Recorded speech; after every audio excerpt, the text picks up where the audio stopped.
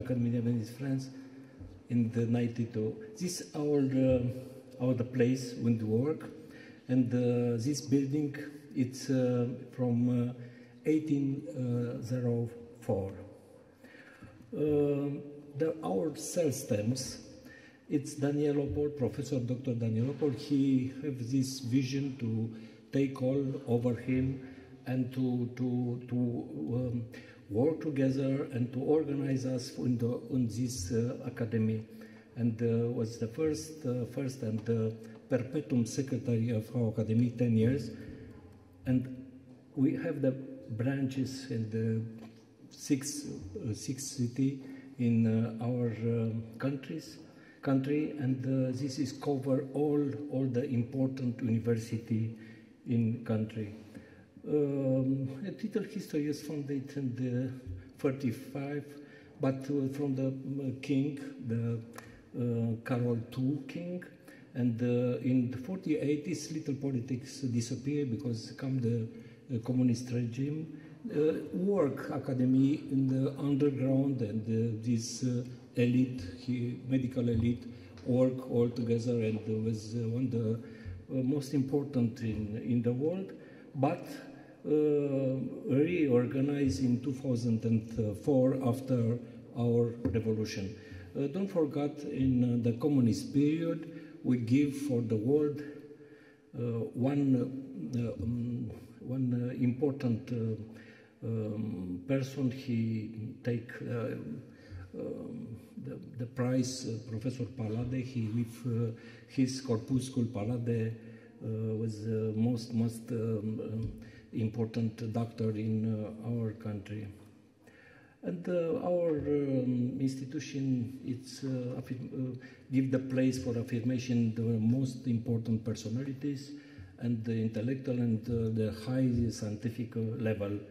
And what is most important activity is medical research in health politics and medical ethics, in not the last, medical education.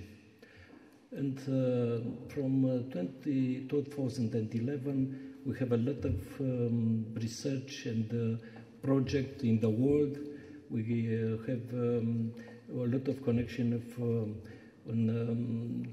college of physician college in our country, and Stephen Hill, it's a Nobel Prize, is president of editorial board, and collaborate all the time with Minister of Health with a lot of countries like France, Malaysia, Moldova, European Federation, Medical Academies, International Federation, etc., etc. We try to take the place to want to become one strong academy in this world of important academy in the world. We support the Institute Cantacuzino to give us the vaccine and the immunitary system for our population, and we have a commission, a bioethic, and for drugs and the medical device. And what is important, it's not the last one, it's the control of biological material transport over borders.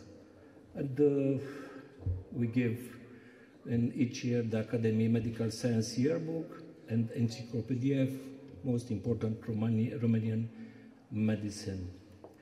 We have collaboration with Brain Network, USA Foundation, and all the time we have connection with Minister of Health. And for more 4 or 5 minutes, I want to present what is the peak, what is the most important level he reached our academy. And don't forget, when they present these pictures, don't forget the word love, smile, what is talking from in this morning, and effort and expertise, a lot of expertise. I show you the most important case that can happen in the world. Happened in my hospital, Grigore Alexandrescu Hospital. He was in 2016 the flag of Europe, nominated for the flag of Europe, and receive all the most important award in the world, in Washington, in Greece, in France, etc. All what is possible he take, because It's a tournesol of the health level of children in my countries. And look, it happened in the maternity in place of intensive care premature. Premature means the children, it's not children but enough, 7 months old. He in the little space into 150 degree, more like 12 minutes stay, and in the flame and hyperthermia and the intoxication with monoxide of carbon, contact with hot surface.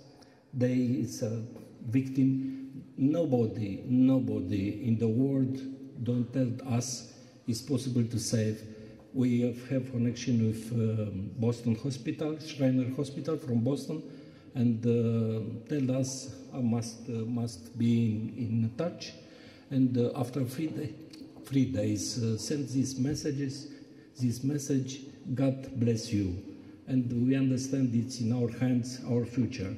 Look at these children, and it's something fantastic for the future, because what I present you, it's a future of the world, because it's sad, it's something cynic, but happened, and after this we are stronger and clever, and we open the window of the humanity.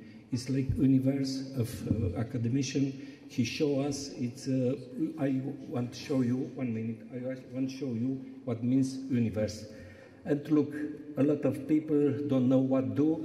The bracelet don't know the name of the children, disappear, and must do the ADN for understand what is the name of each of children. 3 die in place. This is incubator. This is a place. Look, this is a place. It's a carbonized everything inside. These children with 7 months with 1,000 grams. And look, it's incubator. The place must keep safe. Free die. And this is my team. This is me a few years ago. And don't forget, this is finger necrosis. And these children, 8 children, was negotiated for 100 trained person involved in their treatment. 100 person, medical doctor, caregivers, plastic surgery, intensive care, neonatology, etc. Everybody in the hospital and in the city, in the country, come to save this kind of children. Look at it's carbonized. Look at the fingers here, carbonized. Look at the weight. 2,000 kilograms, 2,000 grams, 1,000 grams, 1,000 grams. And look at this, it's without scar. And look, what happened? I understand, don't finish, they grown. Don't finish, it's 2 months more. It's embryogenesis. And it's important to be impatient, to take care kindly, and the God help us. The God help us, because, you know, these children, he's carbonized. I talk children, but it's premature. I don't talk about premature. It's the human with 1,000 grams. And look, it's perfect. They go how? It's 8 years ago. Go to school. He's 2 years old. He's into class. No, nothing. Don't scar. No scar. And what is the key? The fetal tissue regeneration mechanisms are in the essential direction of research. It's our way, and this moment is not for the burns, it's for everything, because it's important to find what is the way to regenerate our body. Thank you, John, for the patience.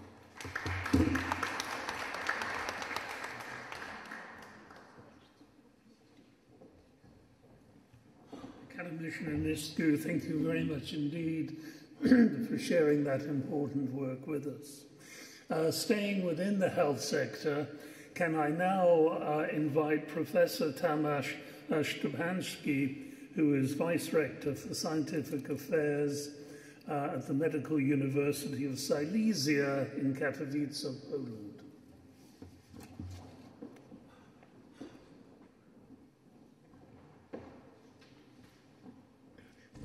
Thank you very much, Mr. Chairman. Dear colleagues, I would like to present our medical university in Silesia in Katowice, that this year we celebrate the 70th anniversary of this medical school that started in the campus of city of Zabrze. Our area is this huge industrial area comprising several cities and 4 million of people.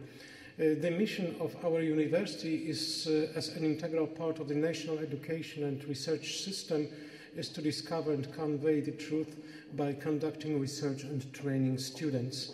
In fact, our university have 5 faculties, 2 medical faculties, one in Katowice, one in Zabrze. Also, we have School of Health Sciences, School of Public Health in another city called Bytom, and we have a School of Pharmacy with Division of Laboratory Medicine in the city of Sosnowiec. We altogether provide education for more than 10,000 undergraduate medical students, but also we have special program for PhDs and postgraduate students. We are focused on preparing specialists for work in various communities in the healthcare system in 26 different fields of studies. We also give teaching class in English, both for medical and dentistry students. What are our scientific activities? Of course, they are in line with the scientific activities within the country, and they comprise statutory activities, including those at the development of young researchers and PhD students, strategic scientific research and development programs financed by the National Science Organization, and tasks co-financed by the structural EU funds. We also do regular investments in research infrastructure, in international scientific cooperation. We do science promoting activities, and also we perform work commissioned by business organization.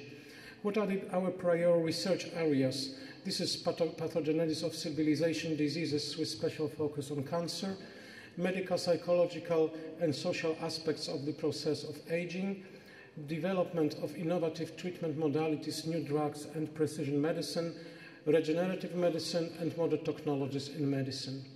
Here is our second campus in Katowice that was built in the 70s, and all of you interested to collaborate, you are very welcome to discuss things afterwards. Thank you very much for your attention.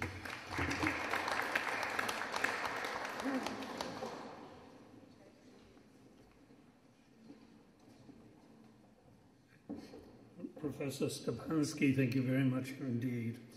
Can I now invite Professor Abdurrahman of the Medical College, Dinajpur,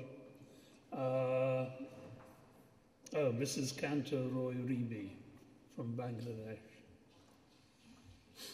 Is that one of you or two of you?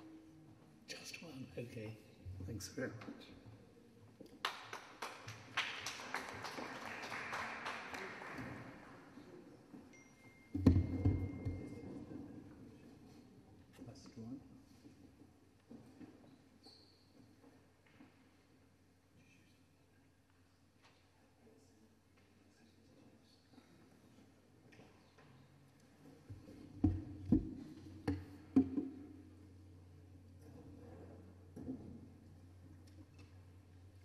Good afternoon, ladies and gentlemen. I am Dr. B.K. Bosch on behalf of my professor, Dr. Kantarai Rimi. I am presenting the activities of a medical college in a developing country. You know, Bangladesh is situated in Southeast Asia. It's a highly dense populated country. Our total population is 164 million. Our total area is 147 square kilometer, where there is a high birth rate, and our capital city is Bangladesh, Dhaka. Our language is Bengali. Total number of government medical colleges in this country is 36. This is Our medical college, formerly it was named as Dinajpur Medical College, but in 2017 it's renamed as M. Abdul Rahim Medical College, Dinajpur, Bangladesh. M. Abdul Rahim Medical College is established in 1992 and is renamed in 2017. It was affiliated under Rajshahi University. Our degree is recognized by Bangladesh Medical and Dental Council, and graduates from this medical college are eligible for USMLE, PLAV, and our degree is recognized by World Health Organization. M. Abdul Rahim Medical College listed in International Medical Education Directory. Since its journey in 1992, the total 28 batches are running and up to 22nd batches past their MBBS. Present number of students are at now 734 and 1152 students passed their MBBS degree. This is the examination hall and this is the teacher's profile.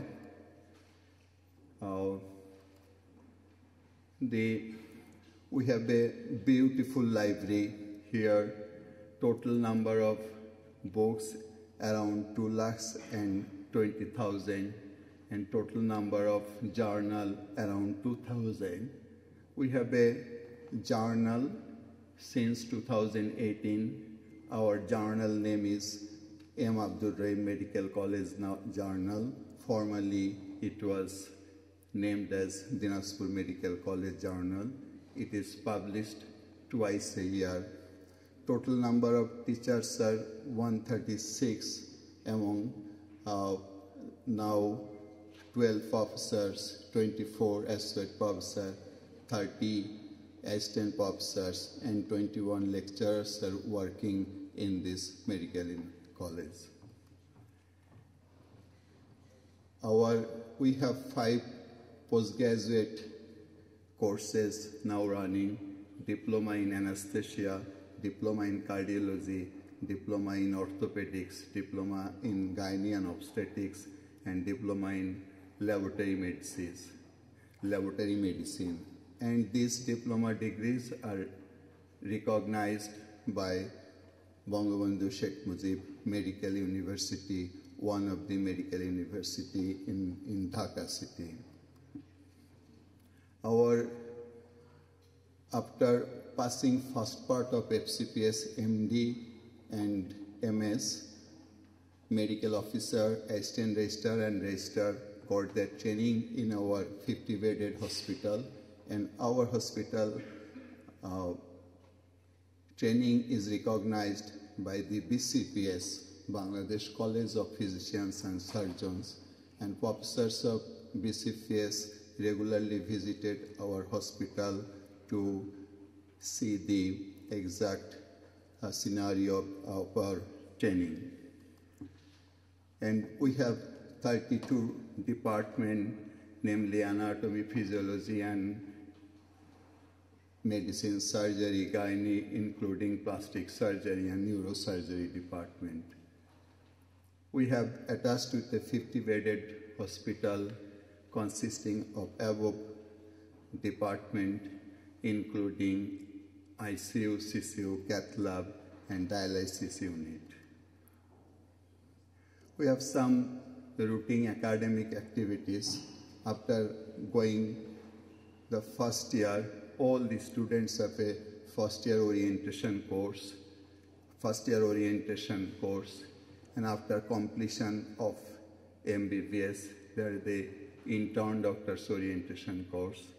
Every weekly, there is a weekly seminar and weekly video conference with the Director General of Health. Every week, there is a video conference to get message about the academic activities of our institute.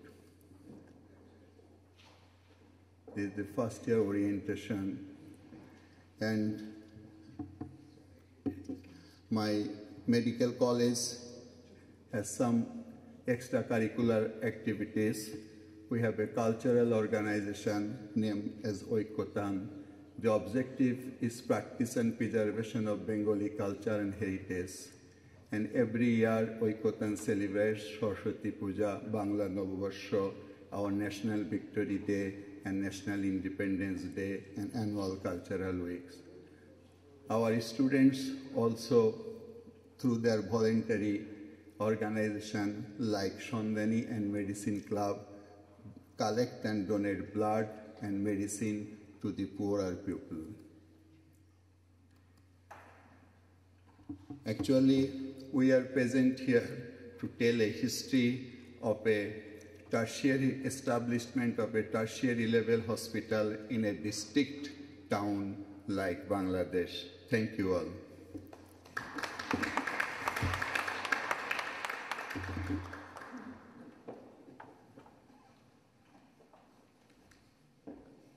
Thank you very much for your presentation.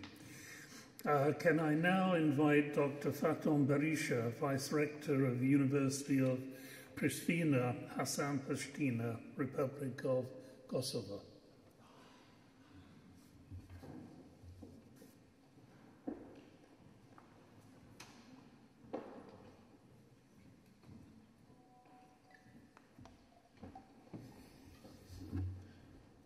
Hello, everybody.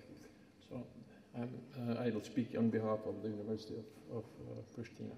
How does this?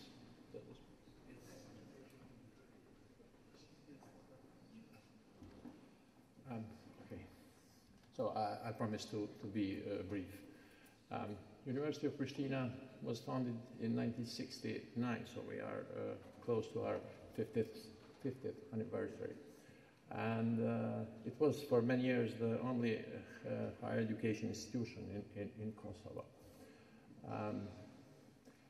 Actually, more than 90% of all graduates in Kosovo are alumni.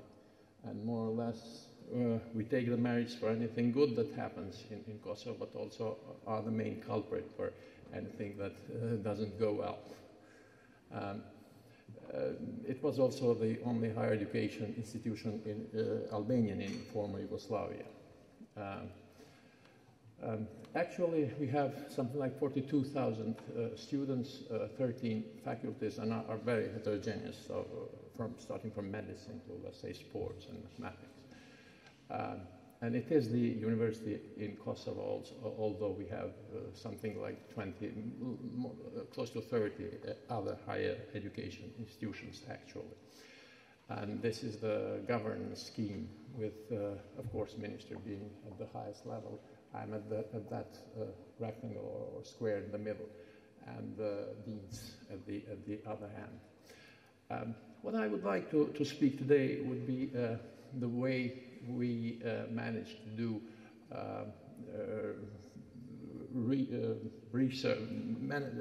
research results management, research output management. It was our idea that you cannot measure, you cannot control or manage what you cannot measure. So we introduced our principle was that the quality of research is determined by the quality of the journals research outcomes are published in. And we introduced at the Senate level, at the Senate level regulation, we introduced academic databases like Web of Science and Scopus, and that actually produced some results in the last 3 years. So I'll come to that in the next slide. But our traditional research model, which, well, unfortunately is still going on, was that teachers used mobility in order to establish contacts with international research centers, and then maintain those contacts and continue to produce research at the local level in small groups with their PhD candidates. But those still remain individual pursuits and research in narrow academic disciplines rather than multidisciplinary and applied research. And this is the main reason why we haven't been so successful with, for instance, obtaining more EU projects in the recent years. I spoke already about academic databases, and research had to be published in an index journal, and then we used this for advancement of our academic staff and for approving the PhD thesis of our PhD candidates. And this made a considerable impact. Of course, we planned that we will have a higher level of academic integrity, which is, of course, very, very important. But then also the plagiarism was tackled, since the control was delegated in a way to the peer review system involved in these well-indexed journals. And finally, from our ministry came a recognition, even though not a spoken one. So they introduced such a system in a national level administrative direction, which is obligatory now for all the higher education institutions. Some of our efforts to be more competitive with sponsored project would be establishment of a central office whose main task is to prepare our staff to be more competitive. And these are the results that I was talking about. So the output in Scopus index journals during the 3 last years, you can see a sharp increase, and a decrease in dubious journals, let's say journals that are in Bill's list. And finally, this year we got ranked in CIMAGO institutions rankings, which is of course a part of Elsevier Scopus. Currently, of course, we are first at the country level. We are well ranked at the regional Eastern European level, and then we are still modest at world level, as you can see there. The website of our university and the CIMAGO. Thank you.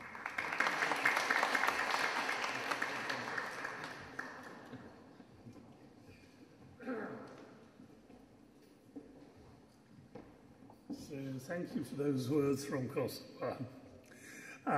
Can I now invite Ms. Ilona Gamasonaya, who is a special representative of Abkhazian State University, who is going to be making a presentation on behalf of the rector. Thank you.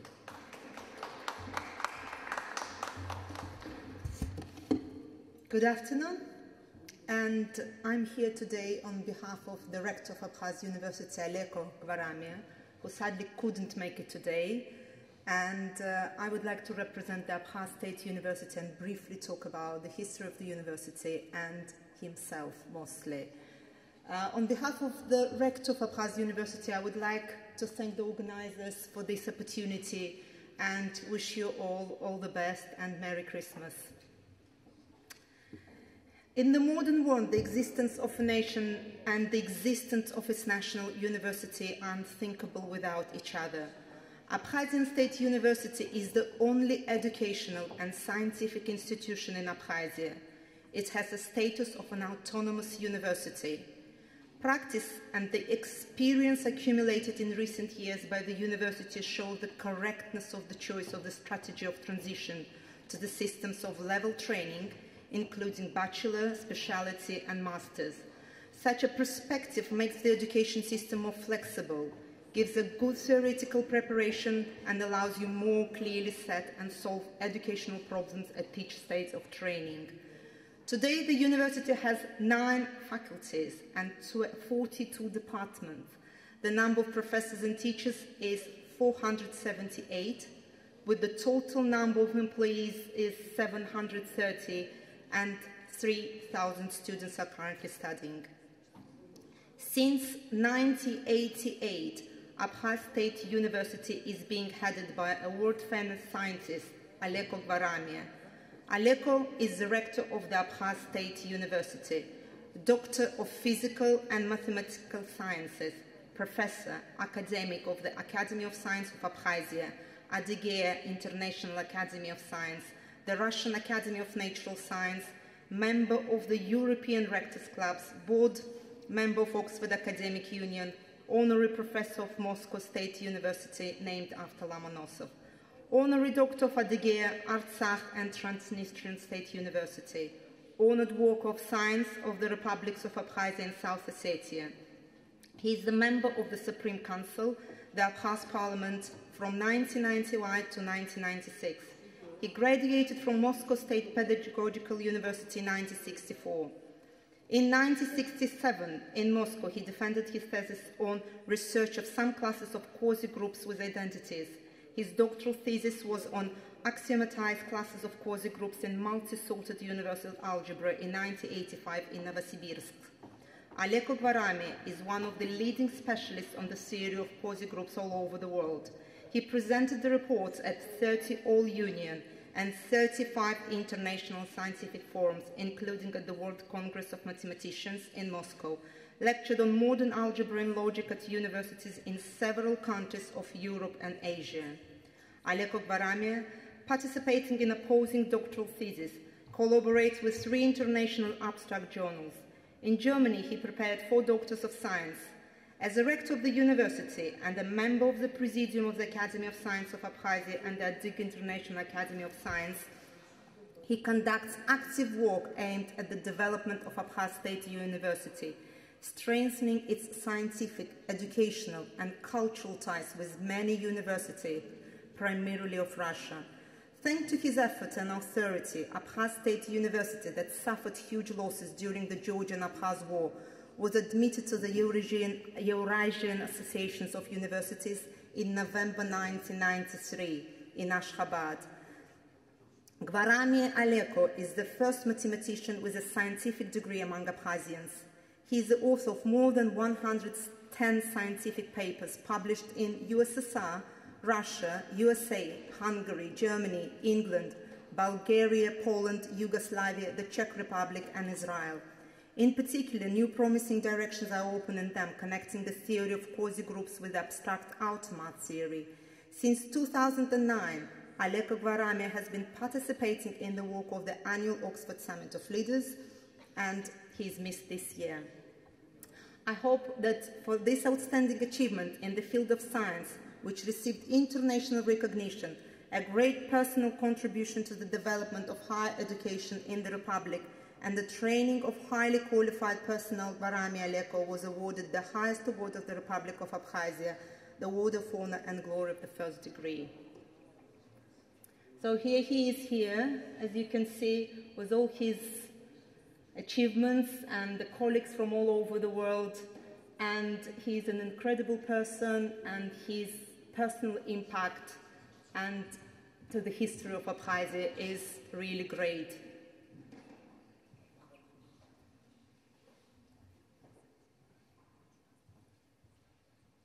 I feel slightly uncomfortable today. It's not my award, it's not my achievement, but it's great honor to represent him, and sadly, as we say, he's missed today.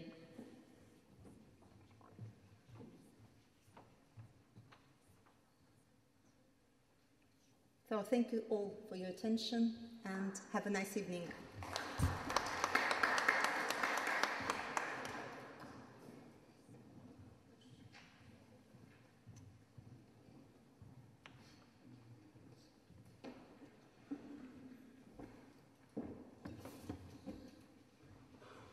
Elena, thank you very much indeed for your fluent presentation.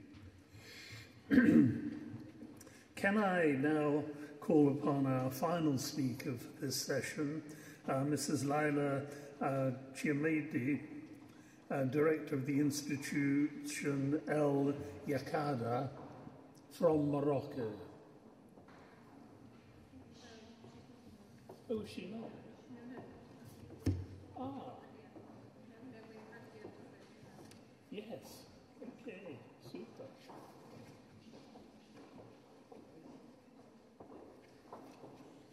Well, we have now arrived at the end of the individual presentations, and we are going to move into the academic debate. And I'm going to invite my colleague, Sergei Gutnikov, to take over moderation of that particular event. So he's otherwise engaged at the moment.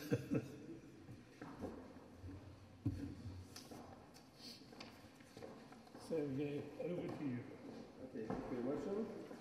Thank you very much. And now we are coming to an interesting, unusual part of the conference. We call it Oxford Debates here. And before we proceed, I would like to emphasize that we've got a very international audience here, or participants from very different cultures. And in different cultures, there are different norms of politeness. For example, as far as I know, in some Asian countries, it is considered very impolite to argue or to question, to argue with the teacher or to question the teacher, even in the case when the teacher makes an obvious mistake. In Oxford, the situation is completely opposite. The students are encouraged to express their own opinion that may be different or completely contradictory to the teacher's opinion, but only if they can justify their point of view. Teaching in Oxford is based on a tutorial system. What it is, a student is given a task and time. The student writes an essay, gives it to the teacher, to the tutor, and the next day, after some time when in the evening the tutor have time to read the essay, they meet for 1 hour and talk one-to-one, or one tutor talking to 2 students, and they actually discuss that work. And that discussion is quite often, and again it is encouraged, is a debate of different views. So that's what we want to do now. We've got a list of speakers who are going to express their view, and we'll ask them to spend about 5 minutes on formulating their view, and then I will ask the audience, somebody from the audience, to express a contradictory view, or to express some criticism, if there is such opinion in the audience. So the first speaker will be Professor Kyriakos Athanasiou, and from University of Athens, and I think he will formulate his point himself. Welcome.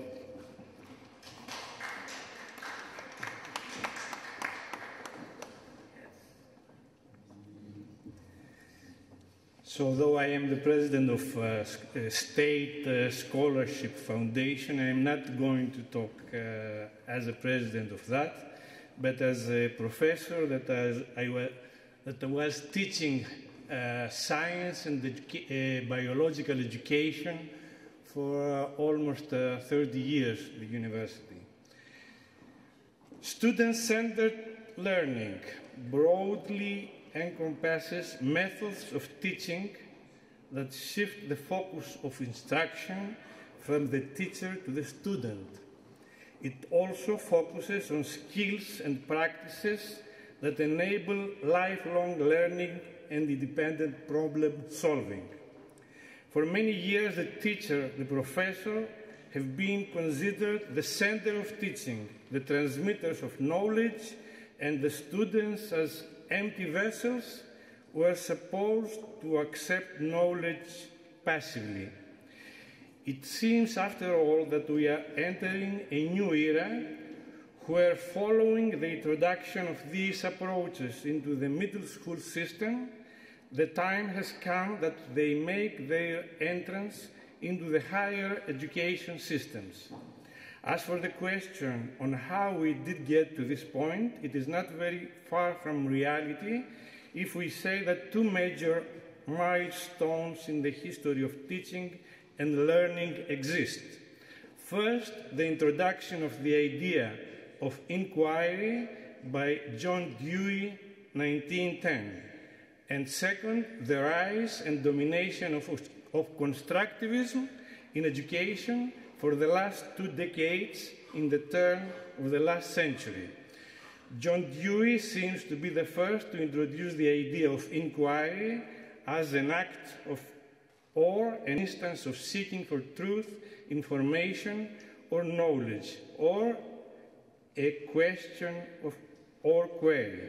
Put it in other words, he was suggesting that students might be transformed to minor scientists. In other words, the movement of teaching by inquiry was a movement that introduced the scientific method to the school class.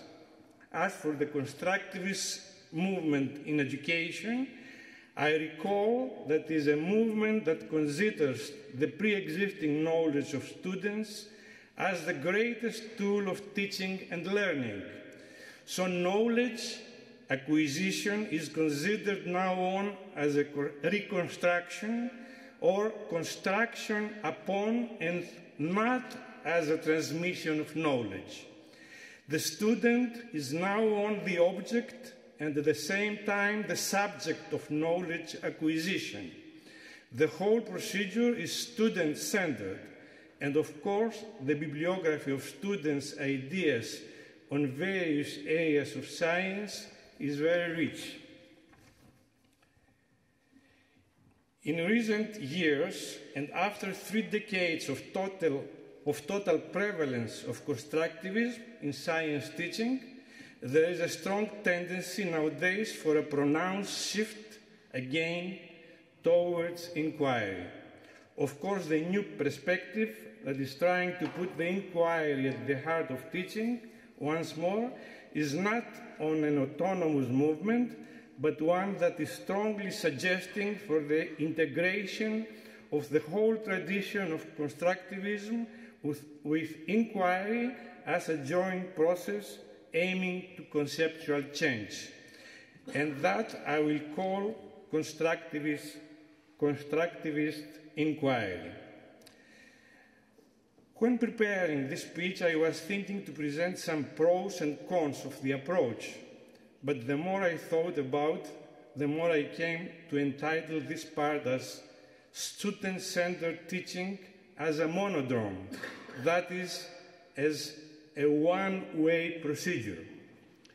I mentioned earlier that in the new metaconstructivist era, we are not talking anymore about the acquisition of or transferring of knowledge, but about a conceptual change.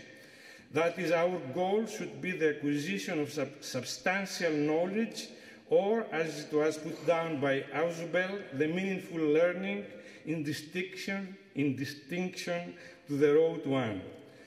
Of course, traditional ways of teaching help to move humanity towards and build civilizations, and is still a precious value, and is still of precious value. After all, most of us that are present here in this city, temple of knowledge, have been grown up by such teaching procedures. But things have changed drastically. Today's young men and women live in a new reality of new text, multimedia, social media, globalization, and so on. It seems that the use of new, fast-growing new text has produced students who need instant feedback and participation. Today's students are hard to sit and listen to a lecture or a laboratory work passively without actively participating. They deserve active learning procedures that include decision-making actions, to participate in group learning actions, in projects, and etc., all the actions that constitute contemporary student-centered teaching and learning. But most of all, students need to learn how to sieve and evaluate the information, how to distinguish the scientific truth and scientific products from gossip and misinformation. In our era, it seems that the wrong knowledge travels faster than garbage knowledge, on the opposite. The wrong knowledge travels faster to sound knowledge. The new instruments are conducive to manipulation of information and its transformation into para-information. There are numerous examples of such instances. We experienced recently a situation where the notion that Portuguese, Italians, Irish, Greeks, and Spaniards, we are all pigs. The idea traveled and dominated so fast, and in a short time, we experienced the reverse path. Within 3 years, we became pigs and good people again. We Greeks, in 1 year, we were declared as the kings of laziness, and later on, we were recognized as the people who work more than everyone in Europe again. How about the impact of economies? I am referring to the idea that everything is economy. And I will end up with some thoughts about the challenges the professors and university teachers face.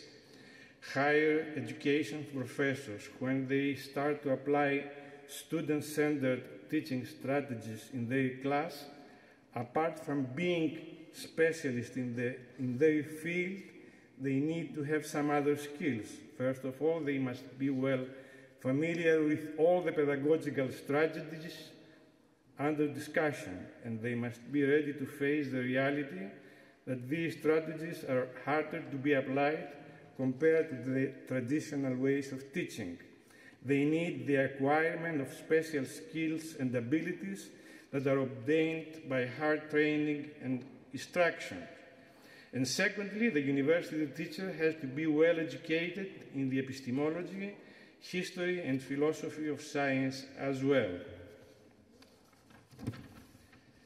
The point to be made is that the challenges to the university teacher who wishes to introduce some of these new student-centered teaching procedures in their university class are several and rather hard to be handled. Teachers have to be specialists in their specific field.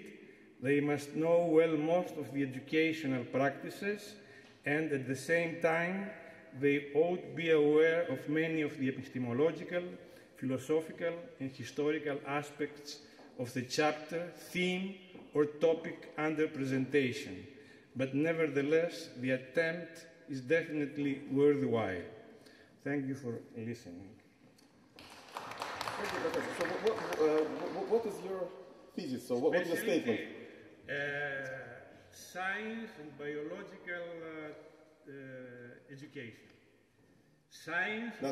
I'm asking. So, what is the message? So you advocate for student-centered education. Education. Okay. Okay. So and you discussed some pros, some advantages of that. So anybody in the audience wants to challenge this point? Yes, please.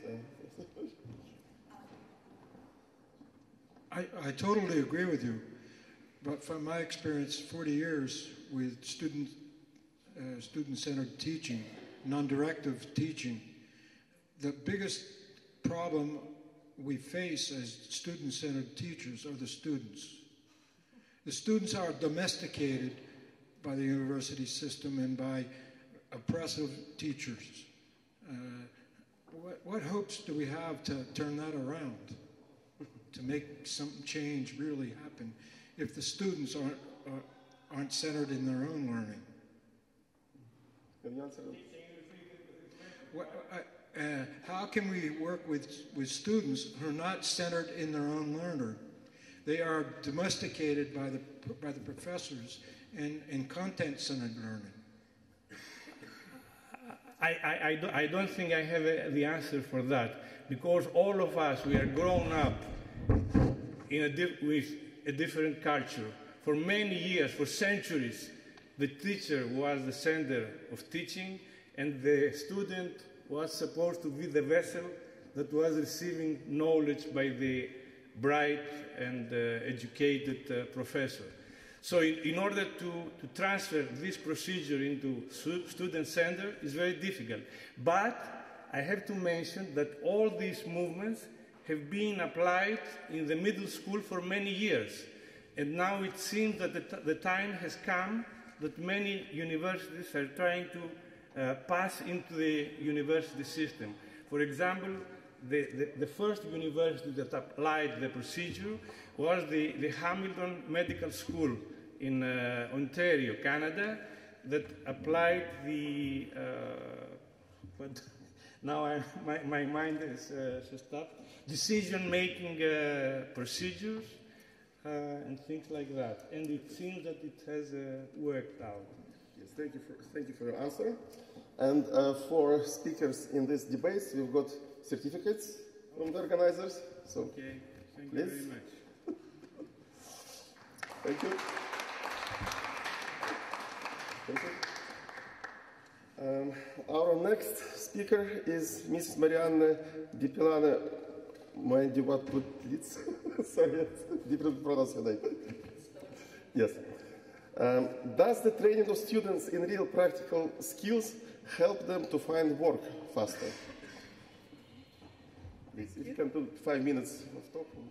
Okay, I'll try my best. I had a presentation that I did, but just briefly on the topic itself, I looked at the next slide, please.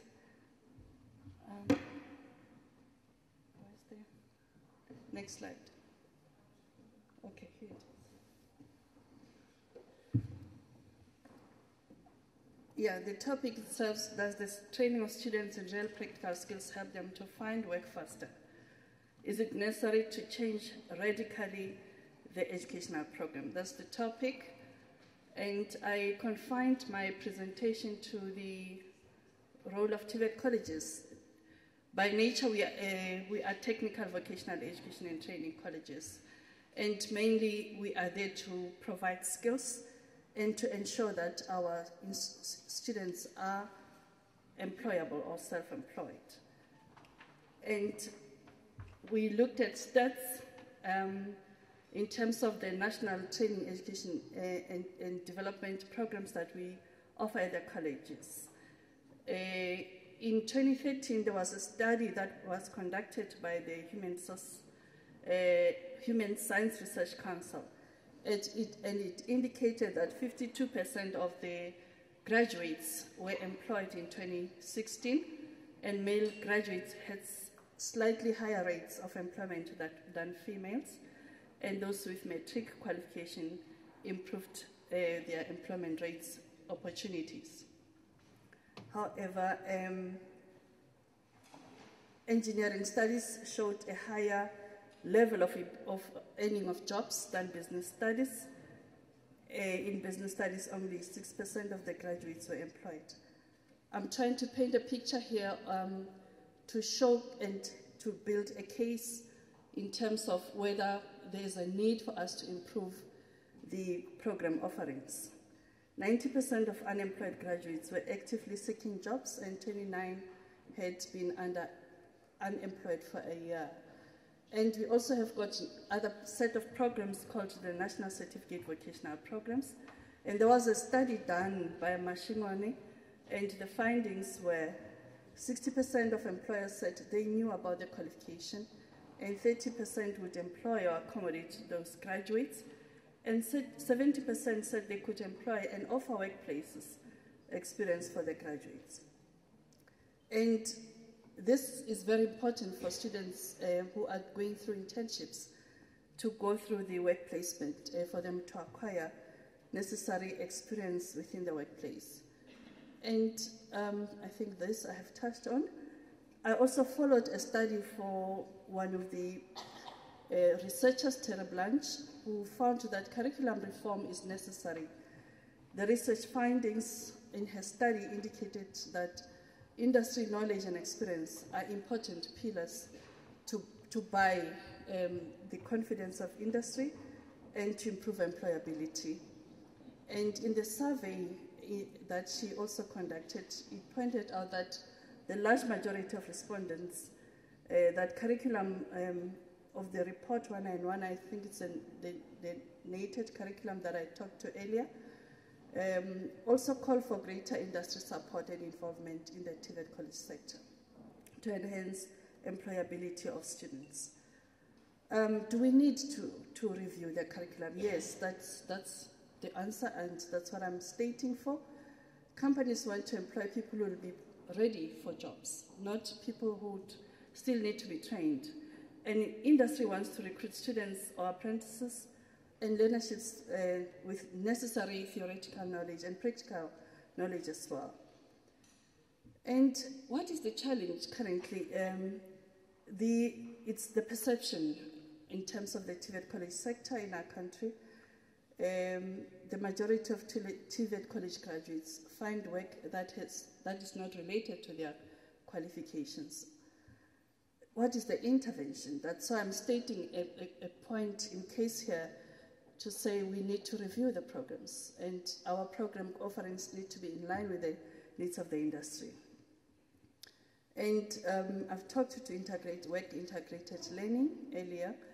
There was a need for such to be introduced, and it was launched, and TVET colleges were given that mandate to ensure that students receive workplace experience. And we called companies from across our province in a business breakfast to ensure employability and to market the sector to them. They come from various sectors. We also did our own study just to see, in terms of experiential training, which sectors, which qualifications receive more attention. And we realized that the most critical and scarce skills don't. And that's why we are promoting the issue of review of the curriculum and the program qualification mix. I'm going to skip this one. And also the work experiential training is the critical component in terms of ensuring employability. It helps students to receive enough experience in terms of industry. As an institution, we are a case study in this regard, where we are a witness to the fact that when you review your curriculum, it improves the opportunities for your students to receive employment. And we are venturing into maritime studies, into sports administration and management, and aviation. This is in addition to the program qualification mix that we have. And that has brought about excitement in the college and in the sector in general. So we have done an analysis of what is in the ocean economy in terms of maritime studies. What does our own government in our province say in terms of the various sectors and strategies and programs that they have in place? And what is our current program qualification mix and what we have proposed? So we looked at just one stream, aquaculture, and it is included in the provincial strategy, and we are also venturing into it through maritime studies. So this is just one case or study on an analysis that we have done to support the position that I have taken, that it is important that we review the program qualification mix and the curriculum that we offer to enhance the opportunities, employment of opportunities of our students. We are offering transport and logistics at the college, but we've realized that it's attracting fewer number of students. And there's transport and logistics in the maritime space. So we are including few of the programs and modules in that program. And that made us realize the opportunities that are there for our students. To acquire employment, I'll skip this. These are just pictures in the maritime space. We want to do underwater welding. We have electrical engineering and welding at the college. So it's just a matter of bringing new flavor into your programs and to enhance employment opportunities. I'm moving quite faster there. And one element that we have brought in is entrepreneurship development. Upon completion of the qualifications at the college, students would still come back and we become a revolving door. Some it's because they lack that entrepreneurship element in their qualifications. We have included it, and we have what we call an incubator. It's entrepreneurship center and center for, it's an incubator for business management skills for our students. It is part of the college campuses. We also have got the College Artisan Development Academy that brings in an element of artisan development. So this is just to showcase that with the review of the college qualifications mix, we will be able to create ample opportunities for students to receive employment. Thank you. Yes, thank you. So what is your statement? What is your message? My message is we need to review. It is important that we have this, what do you call it? My mind is radically transforming educational programs. Okay, so the message is that the education system needs reviewing. Did I get it correct? Because the question here was, does the training in real practical skills help to find work faster? So does or doesn't? It does. It does, but it depends on the type of programs that are offered. Okay, thank you. Anybody wants to challenge that? Yes, please. Take the microphone, please. I think this kind of concept of universities are responsible of preparing graduates ready for industry. It has been discussed for a long time, and I think it might be misleading because as a university, you ask the question, which industry I should prepare my graduate for? Mm-hmm. I think it's a wrong concept. I think universities have the role to prepare people who can think, who can learn, who can innovate. And so that they can go to whatever industry they go to and can progress there. Otherwise, the university will be just a supplier for one certain industry. Thank you. So you're advocating for universal education, and you're advocating for specific. For further education. So what can you answer? Universities, my understanding is that you are mainly for research and knowledge production and development. With us, we are more hands-on, we are practical, we've got practical exposure for our students in the workshops, in the workplaces. We mingle with business and industry on a daily basis. And our students have got ample opportunity to get into that space. Thank you. Okay. You also have the certificate.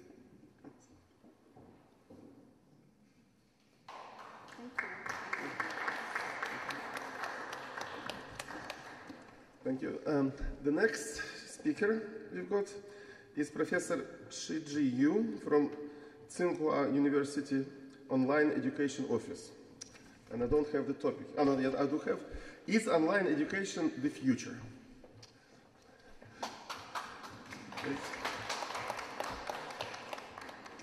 Can you please focus your presentation on your message and keep it within 5 minutes if possible? Okay. Try it. Okay, thank you very much. It's an honor here to share my opinion on this question. Does the HE University have a future without an effective strategy of blended learning? My answer is not really. I will talk about these points. First is education develops with social progress. Second, the students have changed. Third, the world is getting smaller. The fourth, we need blended learning, teaching. For education, it is developed with the development of society, economy. So only the productivity, with the development of productivity, someone can get free from the labor that can education school get into practice. And still, politics and the culture are the most important influences besides economics. So at the end of the primitive society, schools began to appear. And in about 500 BC, some educator were born. For example, Confucius in China, and Socrates from ancient Greek. At that time, the teaching content are the thoughts. What the thoughts? With the development of education, we entered the era of scribe. You know, in China, we record the knowledge, the thoughts on bamboo slips and silk books. And to the Western, they recorded their knowledge on parchment scrolls and papyrus rolls. Though at that time the learning content, the teaching content are still thoughts, but with the technology, I mean the record technology, the dissemination is bordered and passed on more accurately. Then we came into printing era, and the modern school formed. Industry revolutions greatly raised the level of productivity, and the teaching contents have become varied. For example, science and technology, which are taught widely in modern schools, with the facilities, with the laboratories, are very familiar to us today. By now, the third or the fourth industry revolution we have experienced, and the level of productivity is unprecedented. The form of the school is changing. For example, the online part and the offline part. For Manila University, they have no campus. Many changes. So education has entered the digital era. So in the future, online education will be an important part of a university. Second, students have changed. The student today is netizens. That means when they were born, they live in the environment of digital life, for digital devices and the internet environment. So their study, daily life, and entertainment, social activities have their features. Educators need to keep up with these changes. And the world is getting smaller. If there is something somewhere, a newsworthy event, all over the world will know it later, next second. And if there are some goods in the world somewhere, and it will, we can share it a couple of days later. And even people, every people here leave their nations shortly, then we can make it here in London. For educational resources, it can easily share around the world. So we must prepare for blended learning, for online and offline blended learning. Universities need to respond. So online education is very important. Can on-campus or face-to-face education be replaced completely? I don't think so. Face-to-face education is very important for the thoughts and innovation and something like that. Can't be all finished online. Still, something like experiments or internship cannot fully completed online. So we need online and offline blended learning model. So in my opinion, in the future, HE University needs an effective strategy of blended learning. Thank you very much. Thank you very much, Professor. Don't go away.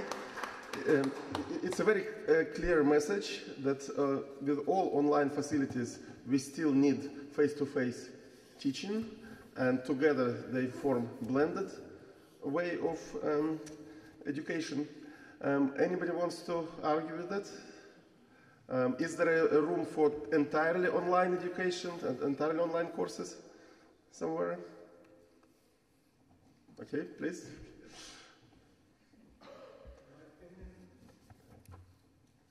It depends on the level. What level? I think some higher level teaching, some types of courses, some types of content can be handled online. Face-to-face, it no more needs to be face-to-face physically. We can reproduce through the new media different forms, and we're going to learn about that. I think that's the future. That's the 6th generation coming. I agree with you, since some part or some, for example, computer science can be finished fully online, maybe some majors, some part, but not all. Sorry? Accountability?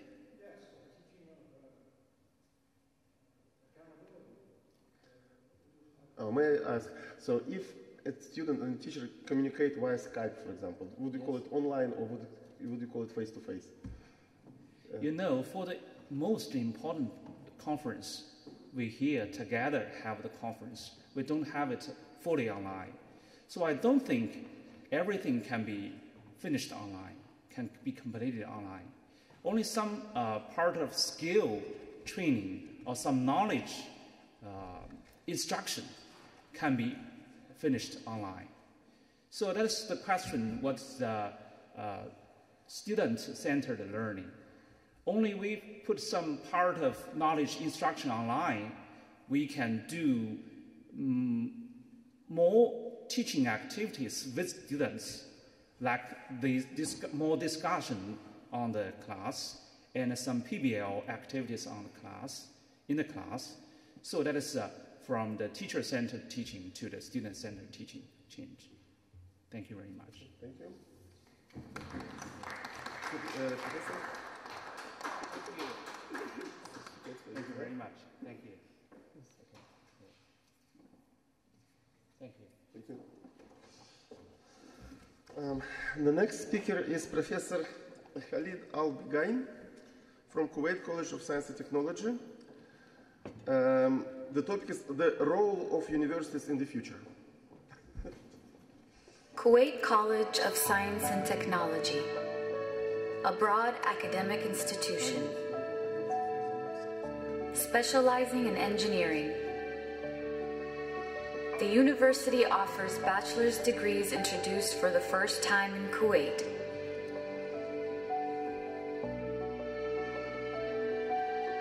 Bachelor's in computer science, bachelor's in computer engineering, and for the first time in Kuwait, bachelor's in electronics and communication engineering. Equipped with the latest and most advanced technologies, led by elite faculty members.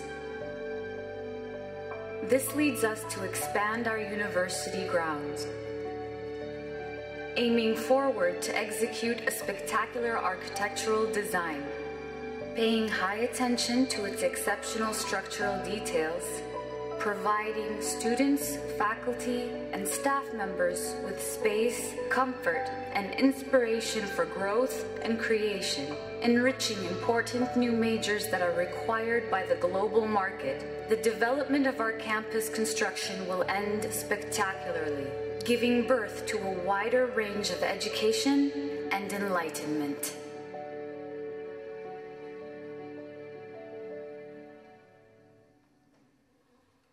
First, let me apologize for the mixture of the system, because there was a miscommunication between us and the organizers about when and what to speak about. So this was supposed to be in the previous session, so now we are moving it to now. I think there's the pointer. Is this the one? The pointer, I'm not sure. No pointer, so you will proceed? To switch? No, for the next. That's left. Yeah, okay. I mean, not a pointer, but something. So basically, what I'm going to speak about is the role of universities in the future. And I will touch on points that has been discussed by my colleagues. I proudly represent Kuwait here, but to be honest, I have a background that is maybe qualifies me to say I'm a global citizen, having gone through a number of countries, and these are countries where I lived more than 3 years. The shorter periods I wouldn't even discuss. So, and I worked in large and established universities as well as in new universities where I established. So I would say that the role of university, including what we were talking about, blended learning, online learning, or traditional learning, depends on a lot of factors, and we cannot just generalize for all universities. So when we speak about university, nature and age of university, so if we speak about Oxford University, established universities, definitely the perspective, the limitations, the goal will be different than speaking about a university in the, I give here examples, what kind of learning. So established universities want to expand, widen to a larger audience. They go for e-learning because they have already established base to build on. And of course, new universities, they need to establish their identity. Location and region, a university in the UK or in the US definitely will be of different perspective than a university. I give here university where I worked with in Welsh Valleys, where what they need to concentrate on is different, or, for example, in Kuwait, where I am now. So the role of the university will be completely different. And of course, universities set a vision for themselves. What kind of university it want to be? Is it going to be teaching university, or it can be an industry-oriented university, or can be a research-oriented university? So, regardless of that, I will present a model very quickly of what should be any university concentrating on. So any university would have an identity. The services that it's offered can be teaching, it can be industrial projects, it can be research. A new English word, probably effectuation, which means the effect the university would have on its environment, as well as the impact and effect of the environment on the university itself. These are very important factors. And the university's ethics that has to be established. But in the core of all of that, there should be creativity and interactivity. This will govern the universities of the future, and this should be what moves everything around. Curriculum, whether it's way of teaching, way of education, has to be governed by these two factors, creativity and interactivity, and these are the new aspects of all universities. For creativity, I would just borrow the quote from Dr. Bruce D. Perry, who said, different kinds of experiences lead to different brain structures. And that's why I am against online teaching, because what we say online teaching is about teaching. I consider university years as an overall experience. You miss key component of the education system by just saying that we can give an online course or Skype course. It is all about experiences. And in this, we are talking about setting the brain, the experiences that will affect the student mentality thinking.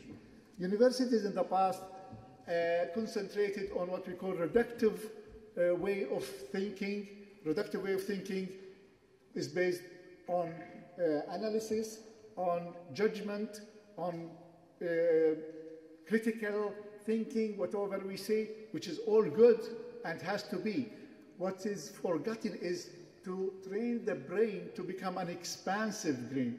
Expansive brain means a brain that looks for exploration, looks for possibilities, looks for learning, continuous learning, whatever. So rather than trying to manufacture graduates suitable for a certain industry, again, I'm contradicting with my previous speakers, we need to create graduates who can have the capability of thinking outside the box and being able to learn whatever environment they go to. Interactivity is something that has to become part of the operation of every operation. As my colleague said just before me, students have access and they can immediately communicate with us. Time to respond almost zero, because otherwise you lose opportunities and you become just to defend, and management becomes really very hard. This is the last thing. So we in the university here, we try to do that. We are a young university, 3 years. We try to create impact quickly in Kuwait. Locally, we basically the fastest growing university.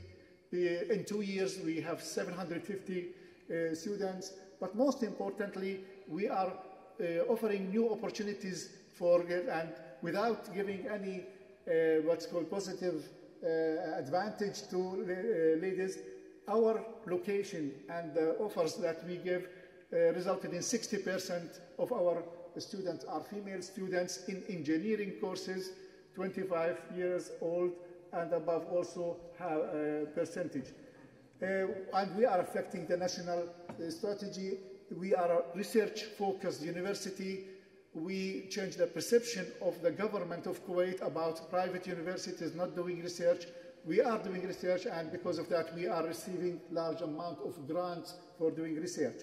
So basically, that's what I wanted to convey a message. A role of a university depends on its location and size. So because we are a new university in an area where we didn't, there were no opportunities, we are creating opportunities, we are changing perceptions, we are affecting strategies, and of course, doing the usual things, which is graduates of high quality and doing research. In a very quick run of things, I finish it. Thank you very much. Thank you. Don't go away. If I understand you correctly, the message is that the university of the near future, at least, is several years, 3 years of specific experience in a particular place that provides sort of broad training for maximal adaptability to different challenges of life. Is it correct? Yes.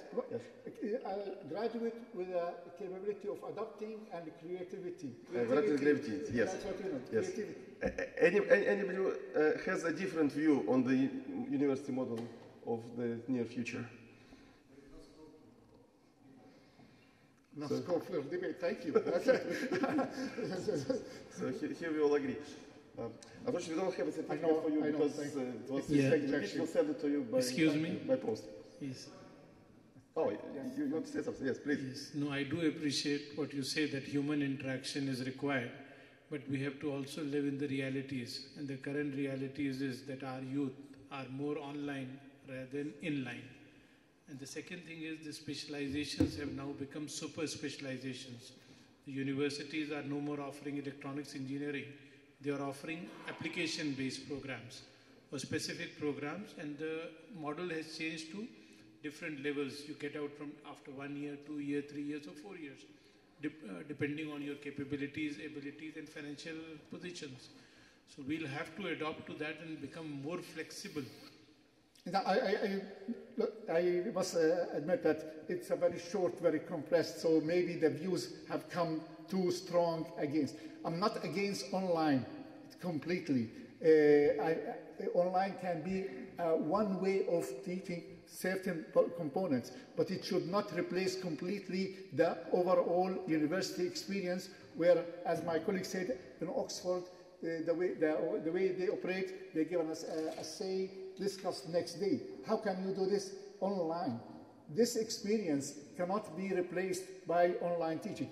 And I agree with our colleague who said that some courses can be done online. Some courses, some component of the university experience can be done online, but not online university as a whole. So this is the second point. Yes, we teach electronics and communication engineering. So I'm not saying that university will be blank, but it should not graduate students who are ready only for one industry. I lived in Wales for 14 years, and one of the biggest disasters that happened in Wales, that when in the 80s they closed the mines, what happened? Half of the population of Wales became jobless and they could not adopt. Why? Because they were trained, done their life only for one industry. And industry changes very quickly. So what happens with those who were trained only for this? If you train them to be capable of learning and adapting and having this kind of brains mindset that I can change, then they are proof for future, not only for one. I'll only make one comment, which we all need to ponder about, that most of the job creators are the school dropouts. Yeah. I cannot comment. We can probably pass this to the time after the session, because definitely there is a topic for discussion. Thank you very much. Yes, thank you for your presentation and for your views. It's very interesting. The next speaker presenting a point for debate is Mr. Jahangir, Principal of Ketona Model Academy from Bangladesh. He is going to speak about continuing learning and lifelong learning, expert's opinion, personal point of view on the university's role in the lifelong learning concept. 5 minutes, if you may. Okay. I'm here again to disturb you for 5 minutes, to bore you for 5 minutes. Their Excellencies, they're so generous. They had allowed me 5 minutes, quite a lot of time for me. First of all, I must tell that the students going to the university, at what stage? At the most vibrating stage, at the most receptive stage, at the most important part, golden part of human life. So at that stage, for continuing learning, lifelong learning, the habit is inculcated.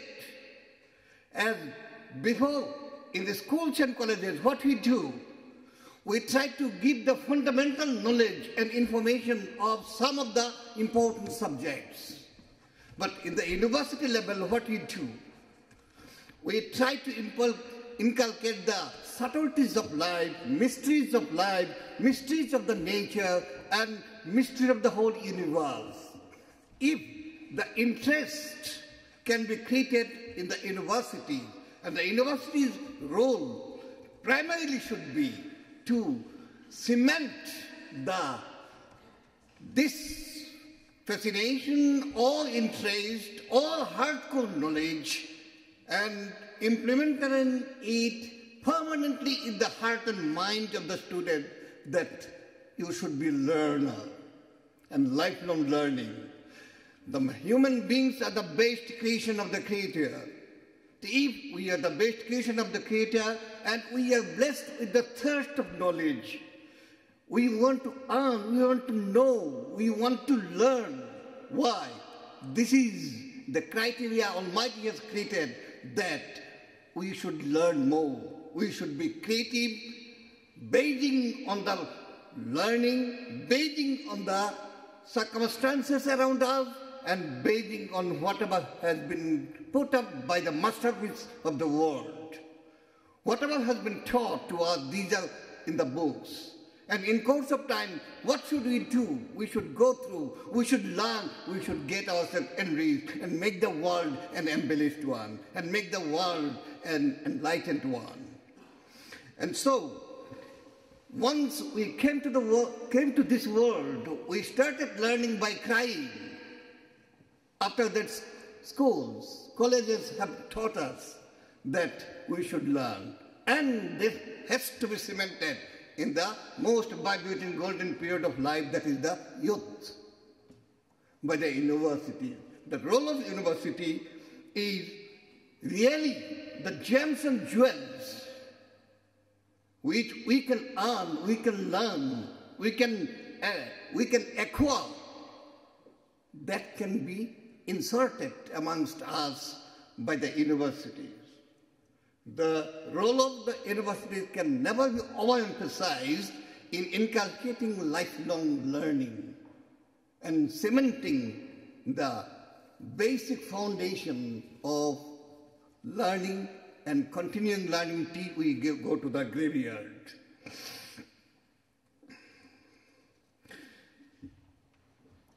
The sorrows and sufferings, the despairs and despondencies of life, these sometimes cloud our life, makes our life meaningless. But if the lifelong learning is inculcated, then we will never be bored in our life. As in today's session, nobody is bored, because you all have developed this habit of permanent learning. So everybody is receptive. That is the best example, I should say, and I should conclude thereby. Thank you very much. Thank you all. And in my book, The Caring Principle, A Leader of Leaders,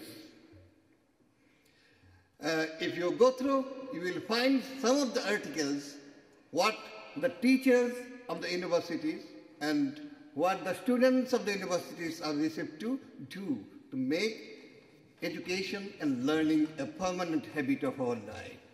Yes. With this, I want to present this book to you. Thank you very much. To the company, yes, thank you. Please don't go away, because we still have a question to the audience. Lifelong learning is important, but what is the role of the university? Is it possible to live long life, learning all that long life, but without a university? Can anybody? You are most welcome. Yes. If you ask me anything, I will feel elevated. Yes.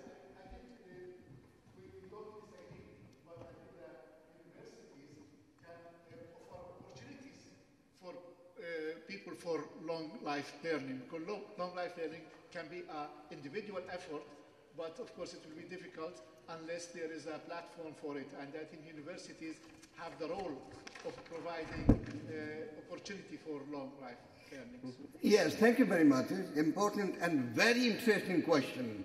That is, initially in the school and college life, we try to implement it. The seed is implemented in the school life and college life. And later on in the university life, it is being cemented, it is made permanent. The love for education, love for learning, and continue till we go to the graveyard. Thank you very much. Thank you. Thank you, sir.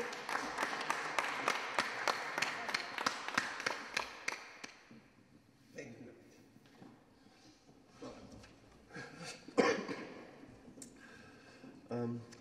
Thank you. So we are continuing, not many presentations.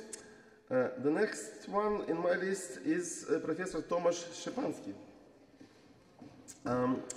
Universities must cooperate, not to compete with each other.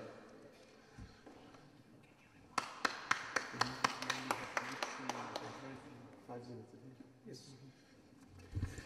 I will use to confirm the thesis that universities should cooperate rather than compete. My discipline. I'm a researcher in pediatric oncology, and this is a discipline that deals with all the rare types of diseases, rare type of cancers. In total, in our country, we diagnose 1,200 cancers each year. So if you would like to do research, it's impossible to do it in each single university. On the other hand, we also need to guarantee for our kids the best treatment, and there is a European standard that a hospital should have at least 50 patients with newly diagnosed cancer per year to have good way of training to provide the best service. So in the past years we created the network of university centers, including 15 universities and 3 institutes, and altogether we take care of for the vast majority of children with cancer, and also we do research. And the results of this cooperation are common treatment protocols, but also common research programs. What's important for such cooperation, that to make it for future, we shall have a kind of win-win situation. So that means that we also need to divide the work that way, that everybody can receive some credits afterwards. So I think based on the example of rare diseases, you can confirm the thesis that universities should cooperate rather than to compete. And of course, it's example of the medical university, but I think that it's like an old Latin proverb that verbs are learning, but the examples are really teaching. Thank you so much. Thank you. So, can you please repeat in one sentence your statement? That universities should cooperate rather than compete. Okay. Anybody has opposite point of view? Nobody? Okay.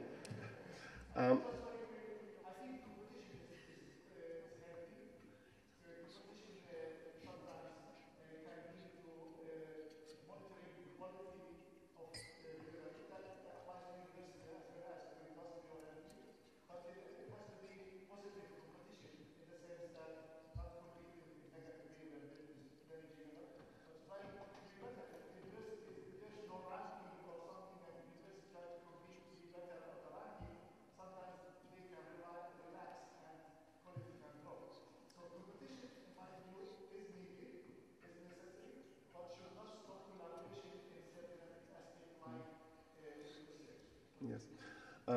Professor gave a specific example about rare diseases. When in every medical university clinic, maybe only 1 or 2 patients, but for a decent research study, several dozens of patients are needed. So in that case, cooperation is an absolute must. Yes. On the other hand, when universities have to get funds from the government, they inevitably compete with each other. Yes. Anyway, thank you very much, and I didn't have time to find your certificate. Yes.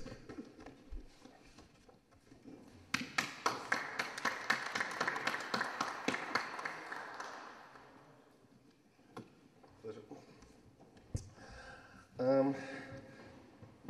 The speaker who will conclude today's session has its conclusion. The last one. No? Oh, yeah. Yes, I think that's the last one today. Miss Linda Patient from Oeiras International School for Portugal. Is here? Yes, okay.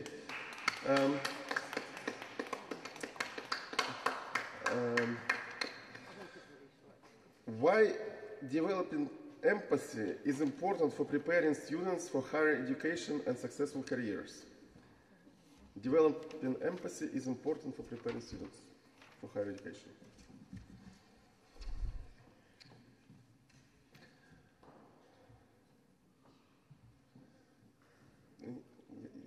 Yes, 5 minutes? I'll be really fast. Okay. Yeah, I think I have to try and... Hi. I didn't expect to be speaking here now because we were running out of time, but I will be really short with what I have to say. The main point what I want to make is that empathy is what the university should be focusing on in the future. And there are 3 reasons why I think that. Empathy is what will help our students define a role in an increasingly technological world. And secondly, with stronger empathic skills, our students will be able to communicate more effectively with the growing diverse population. And thirdly, learning to empathize will help students experience the deep personal connections to have happier, healthier lives. I'm a middle school and high school teacher, and what we see is that the universities are not putting enough attention on the social side of the skills, the soft skills. It's coming, but it's not coming fast enough. And with empathy, we have lots of programs in our school. It's an IB school, things like CAS. They're great programs, but the kids don't put the effort and time into those programs. They're still focusing on the hard skills. And it's really hard for us to be teaching those skills when the kids don't see that they're being valued by the university. So the universities should change their thinking and look towards more of the empathic skills. Thank you. Yes, thank you. And an interesting emphasis on empathy, on developing empathy as a important part of university education. Anybody has a different view that's not so important? Yes?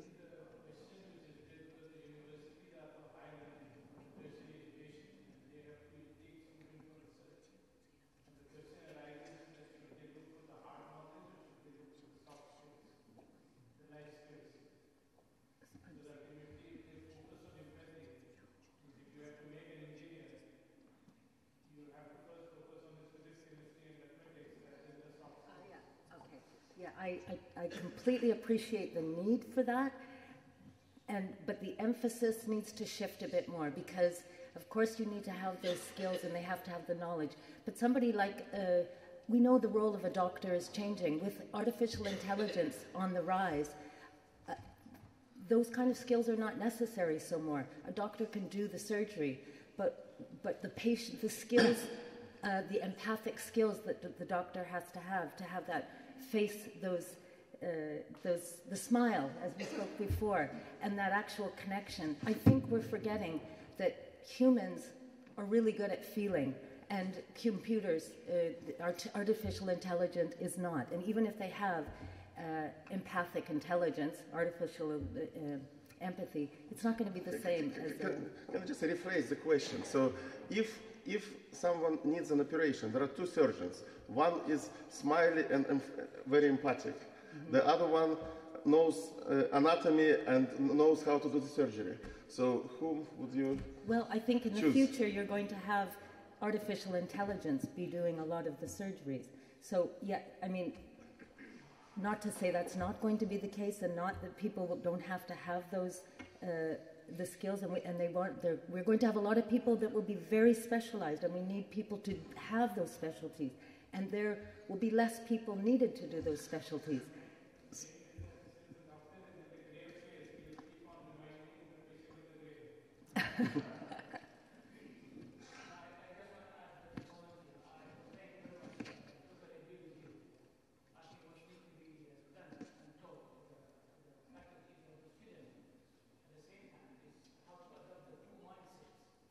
Absolutely. That's it.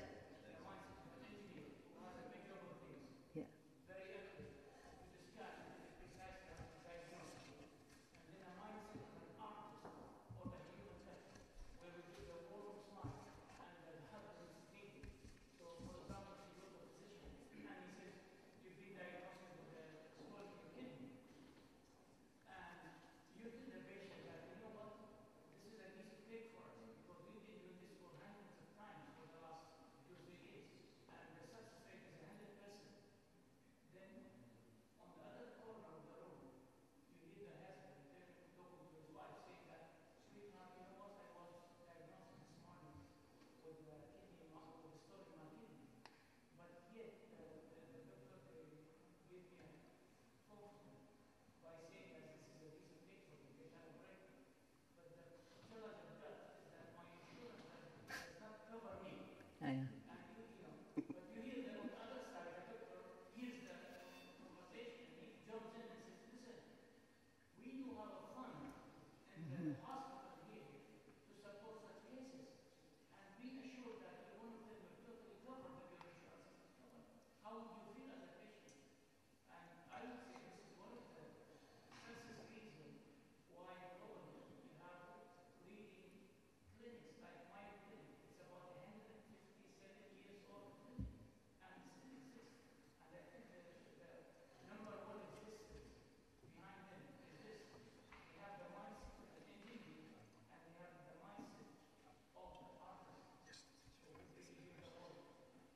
Completely agree with you. Yeah. All right. Yes, thank you very much. Thank you. That's a certificate for you as well.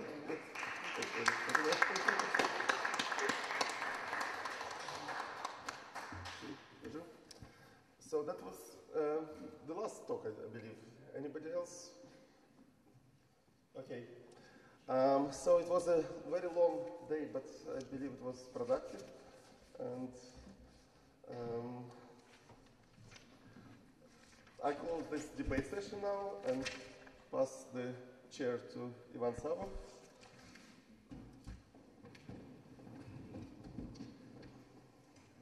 Yes, what a long day indeed, but so many interesting speeches, such an invigorating atmosphere. I can see a lot of you have now acquainted with one another, shared experience. We even have now a new book added to our library in Oxford, The Caring Principle, A Leader Over Leaders. I think that tonight in this room we are clearly all leaders from all parts of the world, and this debate just demonstrated that very, very clearly. The next thing for us to attend to will be a welcome reception at 7 p.m. at the assembly room, which is just opposite of the main hall, where we are now. And next thing is the award ceremony, traditional Socrates award ceremony, where we will be recognizing the great leaders of academia, business, and science, which will take place in the main hall here. And of course, a very special reminder for all the university chancellors not to forget their academic gowns, because tonight, just before 8 p.m., all the university chancellors, we can ask them to gather just outside of the main hall here for the university chancellors parade. I think that's all for today, for this part of the day, and we very much look forward to seeing all of you at 7 p.m. tonight at the assembly room just opposite of the main hall. Thank you very much indeed, and look forward to seeing you.